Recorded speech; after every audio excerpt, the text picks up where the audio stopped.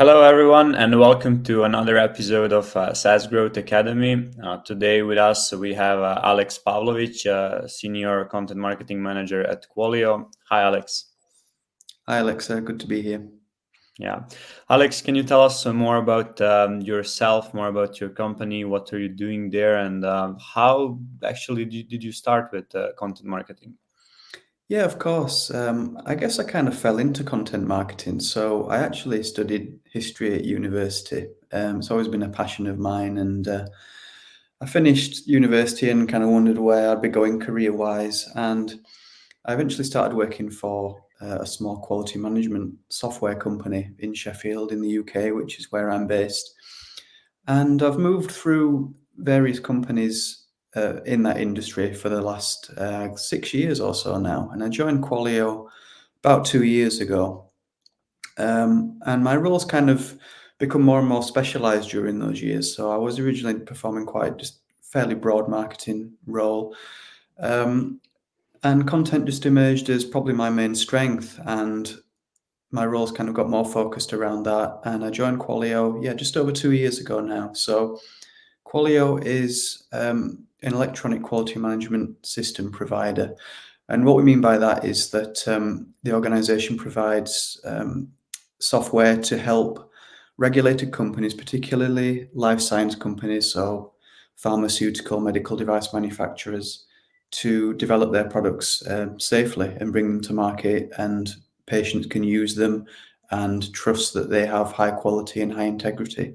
So I look after pretty much all the content that flows through Qualio. So that's everything from email sequences to looking after the blog, supporting social media, video, and so on. So nice broad role. Really enjoying it. It's a great company. Fully remote, so it's most of the people are based in the US and Ireland, but there's a few Brits, including me. So I'm based from home now. Yeah, and you just said that you pretty much fell into that role. How was your journey? What other positions did you work in? And was that like I mean, it was a natural transition to you, including your background, but how did that happen exactly? Yeah, good question. I think I always knew I wanted to get into marketing because it started running a few societies at university, and I really enjoyed promoting them, communicating, getting people through the door to events, and it really made me tick. So I knew I wanted to go into marketing. So I started off with fairly broad roles. I actually used to work for a food company, first of all. That was my very first role outside of university. And it just kind of emerged that writing's always been my strong suit. I've always got a kick out of writing. It comes fairly naturally to me. And so with every role, I kind of did more and more content and less of the other stuff until I took on the role which I'm in now, which is entirely content focused. So it's kind of just been a natural progression, really, of just finding what I'm strongest at, what I most enjoy doing, and that's been content. So that's the route I've gone down. Yeah, and you mentioned that you're in a really broad role right now. I mean, including all the channels that you're using. What's the main channel you're using for content distribution?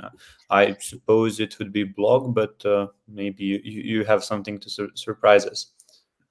Yeah, not many surprises there. I think the blog is our main driver of organic traffic. My colleagues look after paid search function as well, which obviously drives a lot of traffic and revenue for us. But the blog is our big traffic driver. And to give a bit of context around that, because we provide quality management software, our customer base is quality professionals, and they're incredibly diligent, detail-oriented people. It's a very complex industry. There's a lot of developments and terms and concepts and standards to understand. And so having a blog really aligns well with that target market and gives us the ability to serve that need, to present information that's trusted, that attracts prospects, leads, and so on. So the blog is a big one for us. Having said that, we're moving more towards events as well. So webinars have always been really successful for us, but we are actually launching a really major kind of multi-webinar, multi-day, multi-session event in January 2024, which we're really looking forward to. And obviously content is a huge part of that because I'll be looking after everything that the presenters are saying and sharing on the days. So those are probably the two main areas for us. Blog's always been the big one, but moving more and more towards webinars and events too, which is really exciting. Yeah, and since blog is of such importance for you and your company, how often do you publish new articles? How many new articles do you write per month? Yeah, good question. I'd say on average, probably 3 or 4 a month, somewhere around one a week. So I do have a lot of other responsibilities beside the blog, so it's often a case of where I can fit articles in. But essentially, our system works. We have a really structured approach to SEO and blog writing, whereby myself and my manager Grant, who looks after our demand gen, we sit down every month with an SEO consultant who kind of digs out new keyword opportunities for us, any gaps in our strategy, any optimization that we can perform, and then that feeds back into my kind of monthly routine. So it's often a case of 3 or 4 net new, and also revisiting and trimming and tweaking existing content to keep it fresh and optimized too. Yeah, and how often do you update older articles? How do you determine that?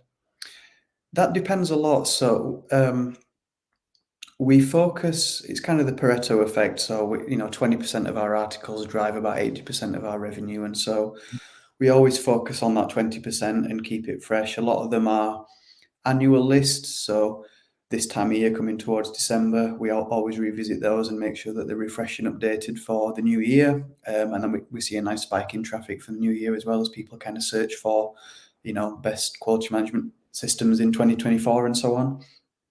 Um, Other things, we have to kind of be a bit more reactive. So it depends on how Google's algorithm is changing. If we see a keyword and we're starting to slip down, for instance, and there's a gap that we need to address, then we'll get on that as well. So I'd say our major blog posts are probably updated every few months at a minimum, sometimes more. And then other ones just kind of tick along in the background. They're perhaps not as high traffic and not as critical for us, and perhaps they're refreshed only once a year or so. It really depends on the blog post itself. Yeah, and can you tell us what are some main things that you're looking for in the article? Like, what are your main points for improvement? What exactly are you working on when updating your older articles? Hmm. So often it's a case of timeliness. So the quality industry is always moving. There's always new regulations and standards being brought out, and guidelines and best practice always changes. So we need to make sure that our content is aligned with that and reflects best practice and so on. I'd say the other main thing is um, keeping in line with best practice from an SEO perspective. So when we look at things like Google's quality rater guidelines, how are we showing off expertise, authority, trustworthiness, and now experience as well. So we kind of revisit posts that if I see something that I find is just a little bit weaker or a little bit too short, or perhaps doesn't hit the nail on the head in terms of what that post could be, either within the content itself or the keywords inside, then those are all things that will trigger like a refresh and prompt me to take another look and bring that blog post up to speed and where we want it to be. And is length of the article one of the things that you're looking at when updating? I mean, it's definitely something that you're looking for when writing a new article. But do you also manage the length in the older articles, and how do you determine the length of the article? Hmm. Yeah, I think the length of a blog post is critical, particularly for our target audience, who, as I've said, are really detail oriented, and there's often just a lot of stuff to write about. So that makes it easy to write a really long blog post. What I found in my experience is that Google continues to reward longer blog posts. So anything north of 2,000 words, heading towards 2,500 or even 3,000, Google will tend to see that as more authoritative and more instructive than a shorter blog post. Um, so if I see something that's a little bit shorter, then often, a good area of practice is just to add more content, just to keep what's there and add an update about something more timely and more recent, or just add a little bit more detail in there just to bring that word count up. And often it's a case of gut feeling. Sometimes, if it's a really long topic, then you can honestly, if it's a complex quality management topic, you can have 3,000, 4,000 words. But I'd say 2,000 to 2,500 is that sweet spot that I aim for typically. Okay, and do you use any tools to help you, like writing the article, like sort of SEO or something like that? Yeah, so Ahrefs is our big one from a keyword exploring perspective, and it's a really great tool in that you can, it obviously services keyword ideas, and then I write everything in HubSpot. I've been a HubSpot user since, well, probably for the last 6 or 7 years now, and I absolutely love it. I think it's absolutely brilliant for blog post writing. So those are the two main tools really that we use: Ahrefs to surface things, and then HubSpot to action and publish it. Okay, and so those are like the only tools that you're using, or is there something else? I'd say those are the main ones. I mean, there's other things obviously like Google Search Console, Google Analytics, just to find keyword ideas as well. Content Harmony as well sometimes. Answer the People is a good way to get broad keyword ideas. But I'd say that Ahrefs is the main one. It's a really good tool, which I would always recommend. Yeah, and also since hence the spike in use of AI in content marketing, are you trying yourself in that, or are you just letting it become more reliable and then starting to use it? Yeah, AI has been absolutely everywhere over the last few months. It seems like every industry is talking about how we can leverage AI. And yeah, to be honest, I thought a few months ago, are we at this exciting time when I can just automate blog posts? I can just tell it to write something. To be honest, I don't think we're there yet. I think as much as that would save me a load of time, will be brilliant. I feel like I've done a few experiments with ChatGPT, and often um, it, the style is very formulaic. It doesn't have that human touch, which I think is absolutely crucial for content. If it's not got that sense of someone speaking to you as more of a conversation rather than a monologue, then I don't think it's great content. And AI just can't do that yet. And also, probably even more importantly, the details aren't often there. They aren't often correct. So I mentioned that the quality management industry, which I produce content for, it's got to be precise. Lives literally depend on following the right standards and regulations. And what does this clause mean? And there's a very natural orientation towards detail. And sometimes ChatGPT just doesn't know the answer, or even worse, it's put something that's wrong or outdated. And that's a really great way to lose the trust of your audience and show that you don't really know what you're talking about. And that kind of brings the whole house of cards falling down. So I'd love to get to that point where AI is up to date and can produce things just like a person, but I feel like we're not there yet. Sometimes it's a good way of, if I've got a really long blog post, then I can feed it, and sometimes a few blog posts have like 10% of it written by AI because it spat a few paragraphs out for me that I can tweak really quickly, which is great. But the ideal state of just having fully automated content is a long way away if we ever get there at all. Yeah, I mean, ChatGPT seems great if you know what you want to write, but don't know how to write it. So he can like give you some ideas, and you can then tweak it and then make it sound more human-like or and better. But besides that, there is like not much use to it. You told us that you've been experimenting with it. Did you try to like write whole articles using ChatGPT, or since you mentioned that there are some like 10% written by AI, Hmm. uh, what did that those experiments look like? Yeah, essentially, I would take certain sections of the blog post that I had planned and feed it into ChatGPT and see what came out. And as I say, most of the time it just wasn't great, and I'd just end up writing the whole thing manually.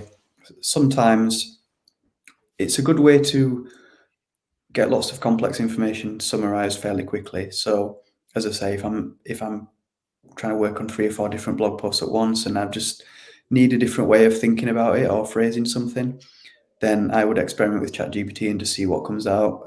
And sometimes, yeah, the odd paragraph is good, which is why I said, it's like roughly 10% of the article. But in terms of writing an entire article, its answers are fairly short anyway. As I say, nowhere near 2,000, 2,500 words. Even if you prompt it to, it often struggles to fill that amount of content for the kind of topics that I'm writing about.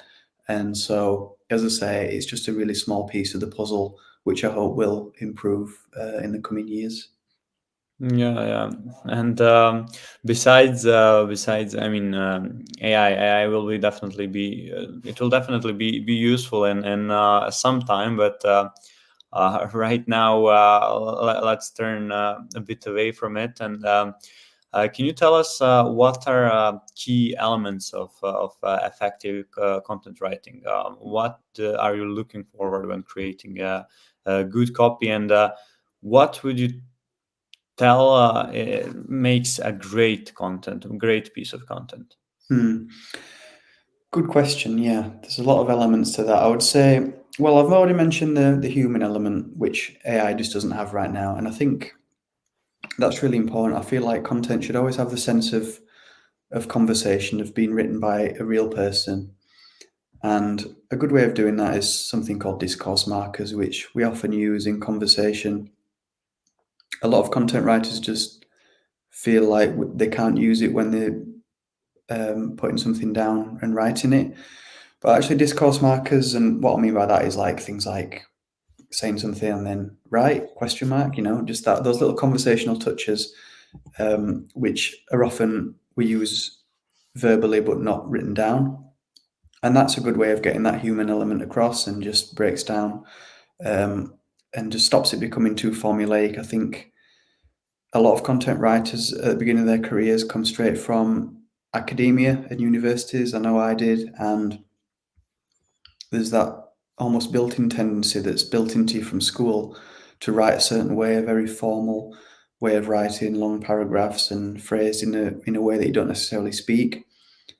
I feel like you have to unlearn a lot of that when you move into content writing. Essentially, write how you speak. So have that sense of a human voice running through. Invite conversations, get people to think about how they fit into the story that you're telling.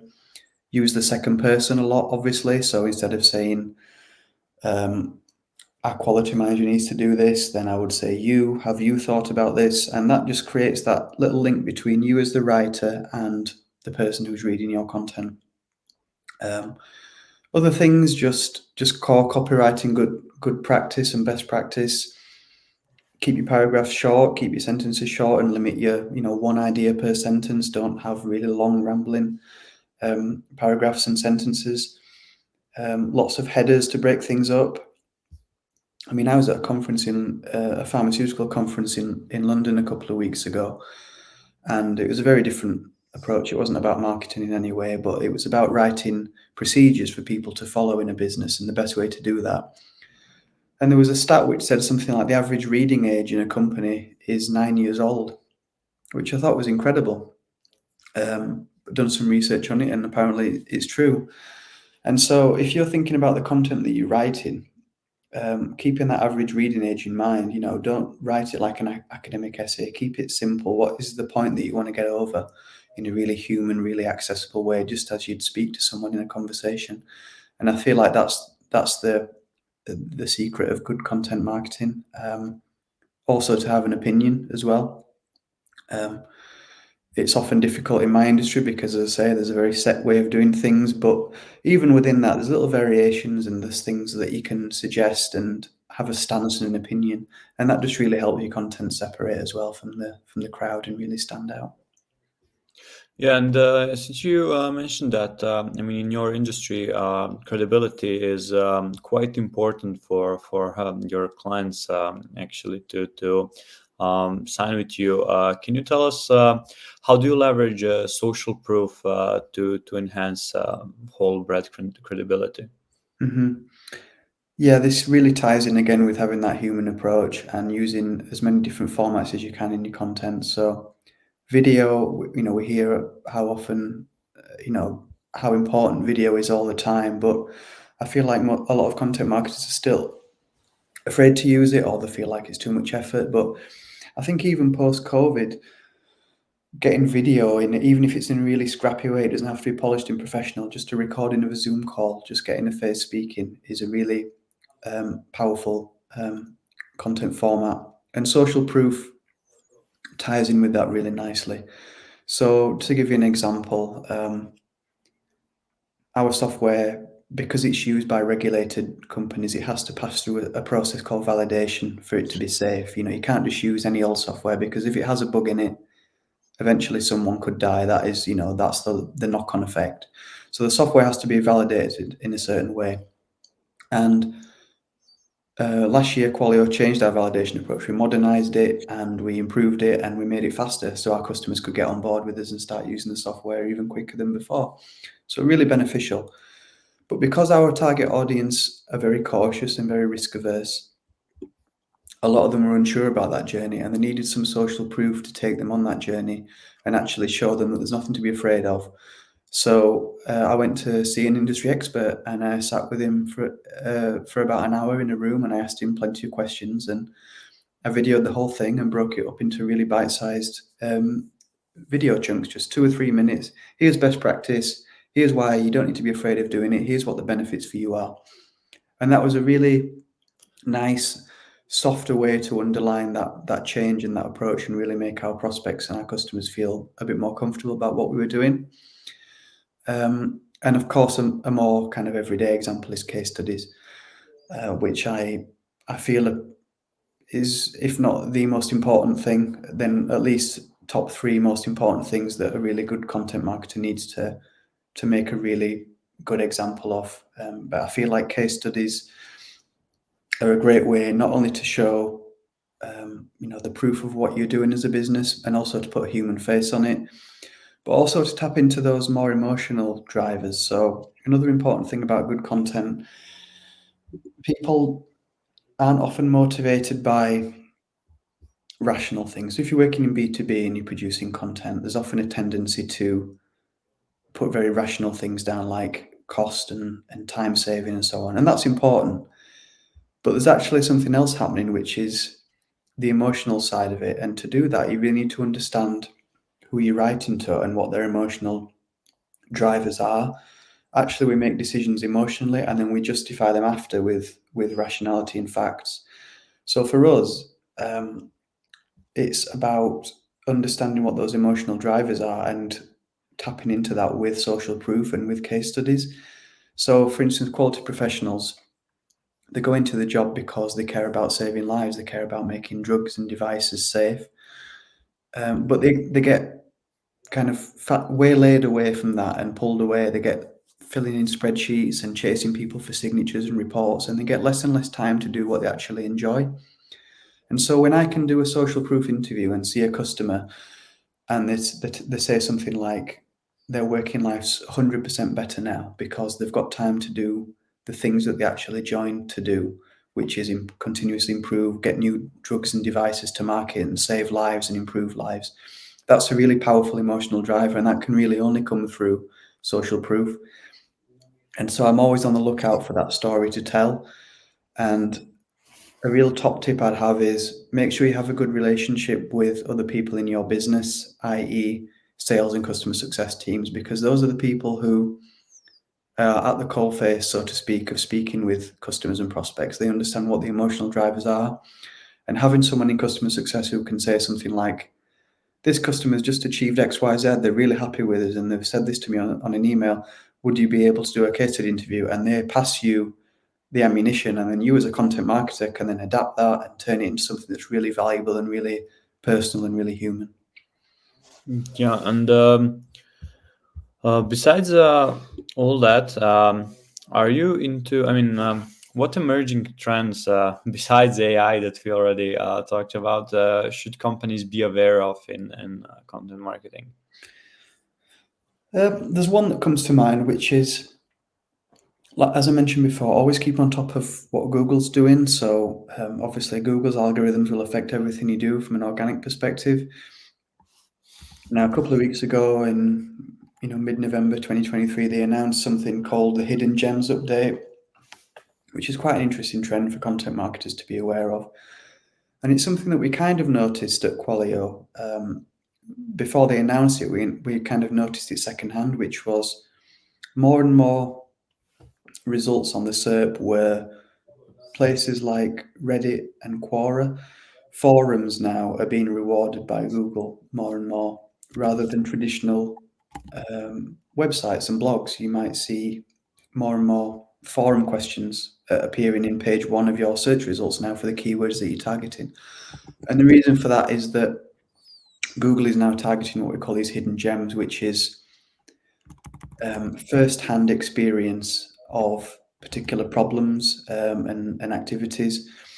And what I would recommend is keep on top of that trend, see how it develops, and start thinking about how you can leverage those kind of more dark social routes. So rather than just putting things out on a blog, can you ask and answer questions in industry forums and public forums that are connected to your target audience? And I think if you can start capitalizing on that now, then Google will start rewarding you in the future. So that's a really interesting trend that's come out, in the last couple of weeks, which I think is important to be aware of. And where do you you just mentioned all those hidden gems? Where do you look for them? Where do you keep yourself informed? Yeah, it's a good question. I think Reddit seems to be the one that is popping up more and more out of any of the others.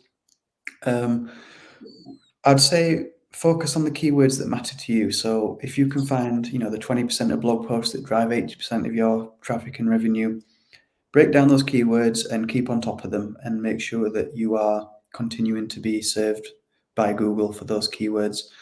And I'd say that's kind of the best approach, just kind of keep on top of it. And if you're seeing something from a forum that's kind of muscling into page one of the SERPs for the first time, then that's probably your signal to start thinking about those channels and start producing content in those areas too.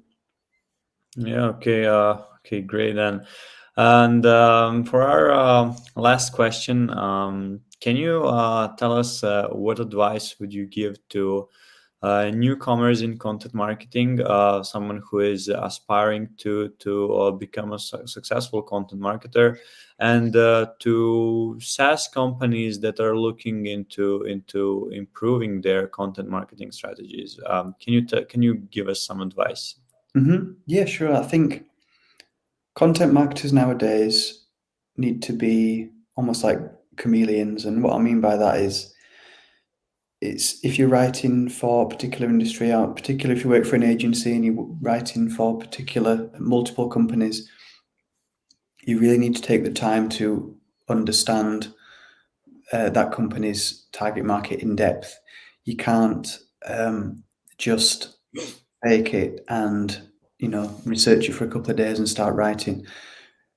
Content's ultimately about building trust. It's about creating that link of trust and integrity between the business and its customers. And so, content really, if someone reads something and it's just not accurate and it's not on the money and it's not good advice, then straight away that link's broken and they'll probably go somewhere else. So take your time to do your research and understand exactly what your target audience is and how they behave, because there aren't any fast rules really. And there's a good example of this which I found is, for instance, designing a landing page. You can find loads of articles online about best practice for designing a landing page. How many form fields should you have? What's the maximum? But we built a landing page at Qualio earlier on this year, and it was to capture quite a lot of information, really, just to help tailor the demo experience and improve conversion through the funnel. And what I found was we were actually able to break every rule in the book and we checked the conversion rate for that landing page, and it's actually at 80%, which is pretty incredibly high for a landing page, and we're really proud of it. And if you take a look at it, the form fields, it's incredibly long. It breaks every landing page rule that there is. But because we understand our audience and we know how they behave, we know that they're very detail oriented, that they will actually provide lots of information because they want a more tailored experience.